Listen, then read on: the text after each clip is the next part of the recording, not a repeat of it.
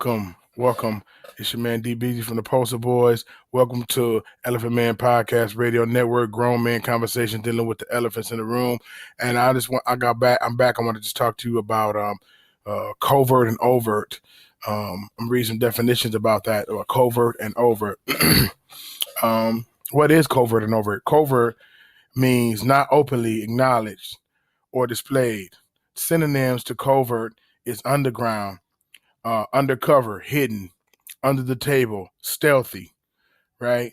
So covert means hidden, right?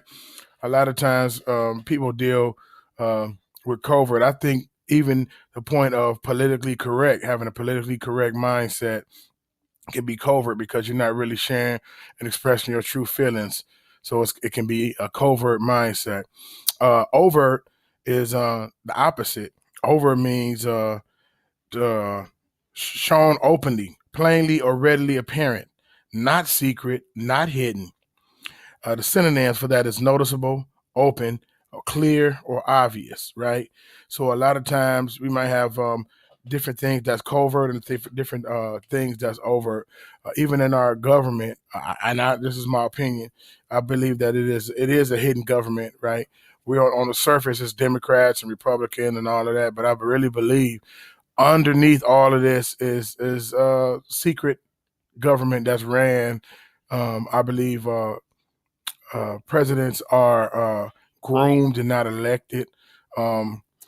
It's my opinion that they already got the next president groomed or about to be groomed. So I believe that that's kind of a covert operation. You know, a lot of people say conspiracy theory or whatever, but I really believe that because you put certain people in office so you can control the outcomes and control have its fixed outcomes. You can control what happens and how it happens and when it happens.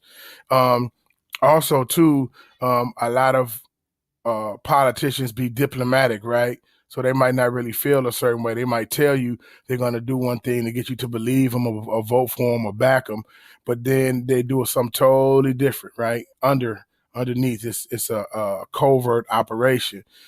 And even with our new president, 45, he's making a lot of people who are politically correct and covert come out to be overt, right? A lot of people may feel a certain way, but they keep it in because it's not the polite thing to say But him coming out with the wild statements and whole countries and all these different things that he's saying is making more and more people in our nation say, yeah, you know what? I'm not going to bite my tongue. I'm going to say what I want, when I want, how I want.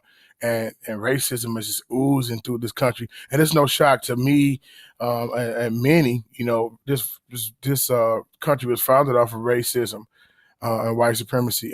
Again, I'm not hating. I mean, it is what it is. We can get the data. We can get the stats. We can get the history book. Stats don't lie, and I'm also not a Democrat either. I'm not Democrat or Republican. I'm not neither. Like I said, I believe that they're groomed and not elected. Democrat can be more covert as well. It's hidden, saying that they're for the people. But it seems like it don't matter who's in office. The same outcomes. It seems like, and I'm not talking doom or gloom or not being hopeful. But it don't matter who's in office because a lot of the outcomes are the same. Now, you got a few people in there that are saying, hey, I really want to roll up my sleeves and I really want to help the people out. I really want change. I really want situations. But a lot of times those guys get pushed to the side by the well-oiled machine, or they get in line once they get in City Hall or once they get in wherever, the Senate or the House of Representatives, once they get to these powers of position, then it's kind of like they forget the promises that they made verbally off their lips, right, when they was doing the campaign.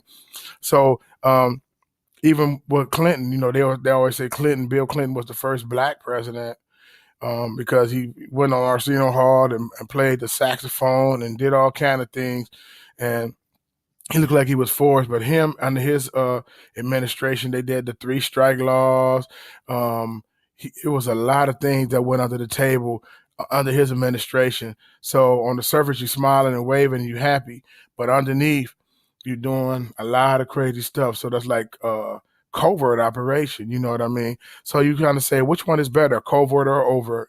I guess you got to have a balance of both, because overt in your face, at least I know where you're coming from. At least I know what's going on. And covert is kind of sneaky and sly, and you say you're for me, but you're really not for me. So I believe even in our community, the Democrats is more covert, and the Republicans is more overt. Um, Jim Crow laws back in the days, that's more overt, in your face, right? Um, this is your water fountain, and you can't come over here. You got to go to the back of the bus. It was straight, overt operation in your face, And then as times went on, as the civil rights movement went on and all of that, they went more covert and did more things and passed more laws. But it still was still racism. There's still covert operations. Even if you look at the people you get caught, the people that's going to jail for crack cocaine, right? Crack cocaine is a more watered down version of cocaine itself. Cocaine is a pure powder, but crack cocaine, you mixing all this other stuff to it, you stepping on it. In other words, it's not as potent as a powder itself. But if you get caught with powder, you get less time than if you get caught with crack cocaine. Again, stats don't lie, and I'm not blame gaming. I'm not pointing the finger. It is what it is. It's a society we live in, and I think because what's in what community, crack cocaine is in the predominantly African American, Hispanic community, and the cocaine powder, is in a lot of the white collar and a lot of Hollywood, a lot of those different musicians and stuff like that. When predominantly other cultures. So if they get caught with it, they will get less time. They don't get their life just thrown away. So I believe that that's covert racism. What I mean? Even today, people think that we racism was over with because we had President Obama, a black president, and people were so fearful he's going to make all of these executive laws and executive orders, and he's going to do all kind of stuff. And this is my opinion, he can't do what they do. He's not going to do nothing past what they allow him to do, period. Because you see what happened to Kennedy, you seen what happened to Lincoln, you seen what was about to happen to George Bush. I'm sorry, what was about to happen to Ronald Reagan. They're going to assassinate Ronald Reagan and slide George Bush in there.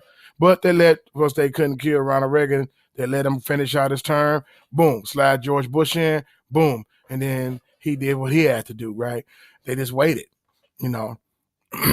But that's just my opinion. I'm not negative. I'm not anti-American. I'm not anti-nothing. I'm just going off of what I see, in day-to-day life in my 40-some years on the planet. I'm not making it a black and white thing, but it's a black and white thing. There's always race involved. It's always race. It's always color. And there's, ain't no racism and reverse racism. And, it's America was founded off racism, bloodshed, pillage, murder. This place is real wild. You know what I'm saying? And so we just got to just keep our hands to the plow and keep pushing and keep having these candid conversations, these hard conversations, and just sharing with people. You know what I mean? And everybody ain't gonna agree. We can agree to disagree. We don't have to all be at each other's throat, or agree with me, or I'm a gone. You might not agree with what I say or how I believe or how I feel, and that's all right. You know what I mean? But we don't have to go upside each other's head and call each other names and put each other in the box and put each other in the category. That just amazes me. It's like choose a side. You know what I'm saying? And you got to choose a side, but it's real wild. You know what I mean? But covert and overt, and I'm going to talk more about this later. I believe even the music industry, in closing, is covert, right? And the entertainment industry is covert, right? They're trying to sell a certain image, right? Give us a certain way, a certain look, a certain style. And if you see it enough, then you'll believe that that's how it's supposed to go. It's a hidden agenda, I believe.